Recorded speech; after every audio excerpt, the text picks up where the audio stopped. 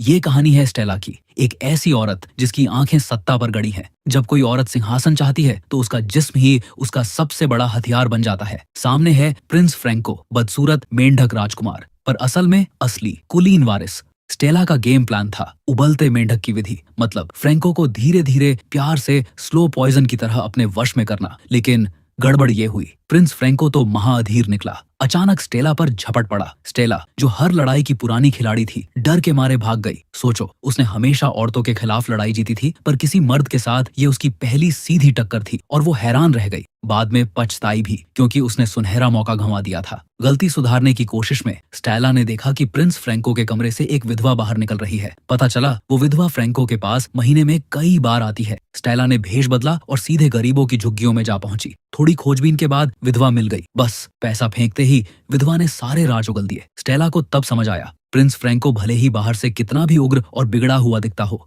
पर उसे वो काम करना बिल्कुल नहीं आता था। आप समझदार हो, आप समझ ही गए होंगे। बेचारी विधवा अपनी कड़ी मेहनत के लिए मोटा इनाम कमा रही थी। स्टेला के दिमाग में लाइट जल गई। पूरा गेम प्लान क्लियर हो गया। तभी महल में जोरदार धमाका, एक बड़ी साजिश का पर्दाफाश हुआ। ये खबर 100 डेसिबल की आवाज में क्वीन ब्रांडी तक पहुंची। क्वीन ब्रांडी को पता चला कि उसका बेवकूफ बेटा फ्रैंको कुछ और लोगों के साथ मिलकर साजिश रच रहा है, तो वो आग बबूला हो गई। हमारे खानदान पर ये बदकिस्मती क्यों? उधर स्टेला खुशी से नाच रही थी। उसने उसी रात अपने लवर जीना को बुलाया ताकि थोड़ा बेड फाइट हो सके। तभी नॉक नॉक, दरवाजे पर कौन? Queen brandy. जीना बेचारा डर के मारे बिस्तर के नीचे दुबक गई ताकि वह पकड़ा ना जाए। क्वीन ब्रांडी स्टेला के पास अपने मूर्ख बेटे से शादी करने की भीख मांगने आई थी। फ्रैंको की लापरवाहियों ने परिवार की इज्जत मिट्टी में मिला दी थी। लोगों के बीच यही बात चल रही थी कि स्टेला अगर शादी कर ले तो मामला शांत होगा। लेकिन देखिए, ब्रांडी अपने बेटे का नाम तक लेने से कतरा रही थी। क्वीन ब्रांडी ने सोचा था स्टेला शायद मना करेगी, इसलिए सोचने के लिए एक रात दी। लेकिन स्टेला ने झट से हाँ कर दी।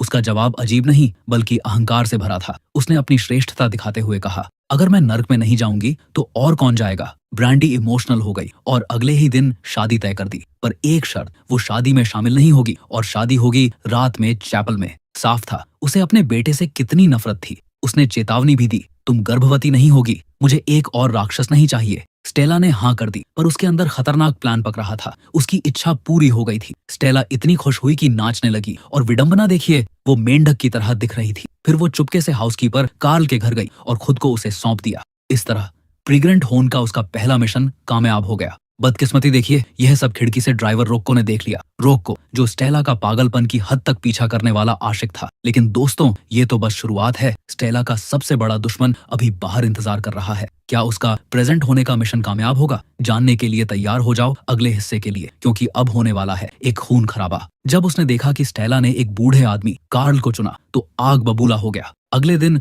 रोक्को ने बहाना बनाया कि क्वीन ब्रांडी ने स्टेला को बाजार सब्जी लेने भेजा है और उसे कार में बिठा लिया। पर कार में बैठते ही स्टेला को एहसास हो गया, रास्ता गलत है। रोक्को की आंखें गुस्से से लाल थीं। कोई बात नहीं, कोई सफाई नहीं। उसने कार रोकी और पिछली रात जो देखा था वो सब बेरहमी से उगल दिया। मजाक उड़ाया, तुम्हें बूढ़े आदमी पसंद हैं? स्टेला चुप नहीं रही। उसने रोक्को को भी जबरदस्त जवाब दिया। उसे कायर कहा जो युद्ध में नहीं जाता, और न सिर्फ भगोड़ा बल्कि युद्ध पर गए दूसरे आदमियों की बीवियों का यार भी बताया। झगड़ा बढ़ा। रोक्को ने धमकी दी कि वो क्वीन ब्रांडी को सब बता देगा। स्टेला घबरा गई, रोने लगी, मिन्नतें करने लगी, मैं सच में तुमसे प्यार करती हूँ। लेकिन रोक्को ने उसका झूठ मानने से इनकार कर दिया। स्टेला की आंखें भीग गईं, पर उसने बाहर सन्नाटा देखा। उदासी उसके चेहरे पर आई और फिर अचानक उसने स्टीयरिंग व्हील घुमा दिया। कार बेकाबू होकर जमीन पर धड़ाम से गिरी। धूल और धुएं का गुबार छा गया। 1 मिनट बाद स्टेला धीरे से बाहर निकली। वो घायल थी पर जिंदा थी। ड्राइवर सीट पर बैठा रोक्को मर चुका था। स्टेला ने कंफर्म किया कि रोक्को की सांसें रुक गई हैं। तब उसकी आंखों में असली आंसू आए,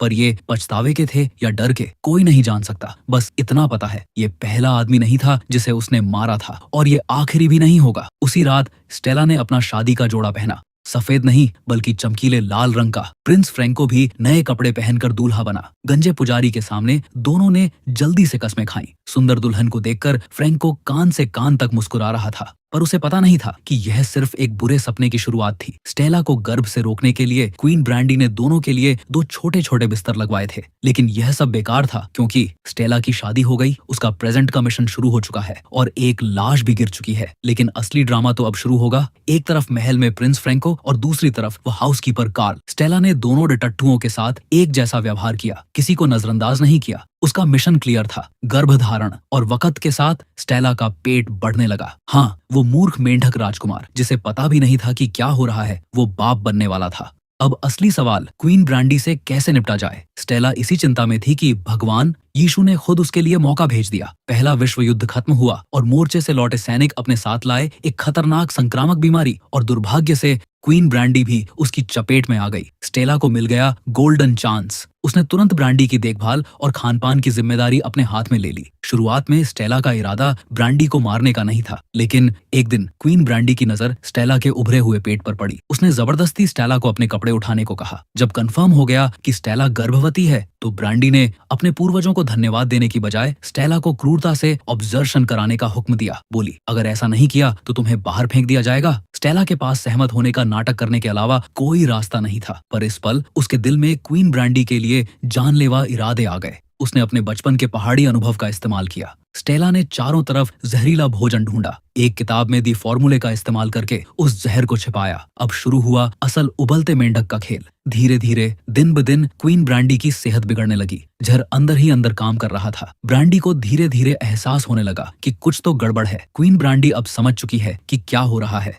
लेकिन क्या वह स्टेला को रोक पाएगी? आगे आने वाला है स्टेला का सबसे बड़ा जीत का पल, और महल में मचेगी असली तबाही। तो क्वीन ब्रांडी को सब समझ आ चुका था, लेकिन आखिरी वक्त में उसने खुलकर बात की और उसे बहुत सुकून मिला। आखिरकार उसने खुद स्टेला से कॉफी मांगी। उसे पता था यह उसका आखिरी निवाला है, लेकिन उसने बिना हिचकिचाहट के वो कॉफी पी ली। आखिरकार क्वीन ब्रांडी चली गई। सबने उन्हें विदा करने के लिए काले कपड़े पहने। जहाँ ज्यादातर लोग शांत थे, वहीं स्याओमा, जो कार्ल की बेटी हो सकती है, फूट फूट कर रोए। ब्रांडी उनकी जैविक माँ नहीं थी, पर अपनी माँ से भी बढ़कर थी। ज्याओ माँ अब बिल्कुल अकेली पड़ गई थी। स्टेला ने उसे दिलासा दिया, हम अकेले नहीं हैं, और ज्याओ माँ का हाथ अपने पेट पर रख दिया। पेट के अंदर भ्रूण की हलचल महसूस होते ही ज्याओ माँ को सब कुछ समझ आ गया। उसने धक्के से स्टेला को दूर किया। वो कुछ कहना चाहती थी, पर कुछ नहीं बोली और रोते हुए वहां से भाग गई। स्टेला का चेहरा भी गंभीर हो गया। इसके बाद स्टेला हाउसकीपर कार्ल के पास गई। वहां उसने कार्ल के भतीजे, मौसी के बेटे और उसकी दिवंगत पत्नी की तस्वीर देखी। स्टेला को लगा कि कार्ल पहले ही अपना परिवार बसा चुका है। स्टेला निराश हो गई। उधर कार्ल भी स्टेला से पीछा छुड़ाना चाहता था। खासकर जब उसे पता चला कि स्टेला उसके बच्चे की मां बनने वाली है, तो वो और भी बेचैन हो गया। क्यों? क्योंकि वह नहीं चाहता था कि बच्चा उसके साथ युद्ध के मैदान में अकेला मर जाए। कार्ल ने भी स्टेला को धोखा दिया। स्टेला ने शुरू में अपने ऑडिपस कॉम्प्लेक्स, पिता जैसे मर्द की तलाश की वजह से कार्ल से मदद मांगी थी, लेकिन कार्ल ने भी उसके पिता की तरह उसे फिर से चोट पहुंचाई।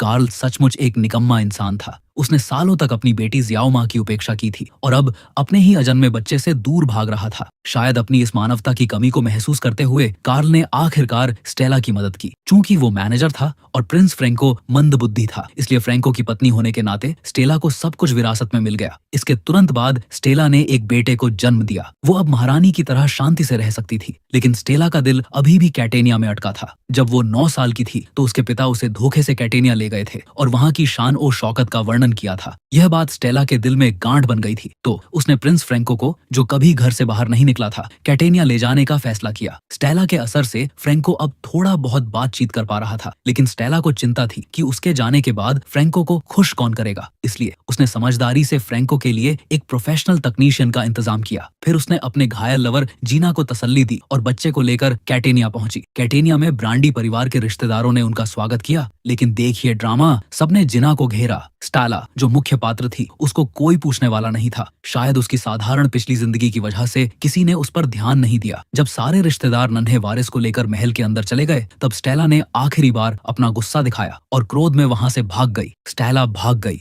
उसे एक बार फिर अस्वीकार किया गया है, लेकिन याद रखना, जब जब स्टेला मुस्कुराती है, कोई नर्क में जाता है। आगे आने वाला है खूनी तूफान। वो शहर में पहली बार अकेली थी और सड़कों की भीड़ में पूरी तरह खोई हुई महसूस कर रही थी। इस भागम भाग वाले शहर में वो अजीब थी। उसका डर तब कम हुआ जब वो पुरानी झुग्गियों में पहुंची। शायद ये झुग्गियां ही स्टेला के अंतिम भाग्य का इशारा थीं। लेकिन एक घने अंधेरे गलियारे से गुजरते हुए स्टेला ने चमत्कार देखा। समुद्र। एक शोरगुल वाले शहर के छोटे से कोने में समुद्र का इतना बड़ा विस्तार। ये असली समुद्र था या स्टेला का भ्रम, कोई नहीं जानता। पर उसी पल स्टेला जोर से हंसी। जब भी स्टेला हंसती है, कोई नर्क में जाता है। बचपन में जब उसकी माँ उसे पीट रही थी, तब वो हंसी थी और उसकी माँ आग की लपटों में जलकर मर गई। जब क्वीन ब्रांडी ने उसे बच्चा गिराने को कहा, तब वो हंसी थी और क्वीन ब्रांडी को जहर देकर पश्चिम भेज दिया गया। और अब ठुकराई हुई, अपमानित स्टेला एक बार फिर मुस्कुराई है। यह मुस्कान इशारा करती है कि कैटेनिया के कुलीन वर्ग में बड़ी अशांति आने वाली है, एक खूनी तूफान आने वाला है। इसके अगले भाग के लिए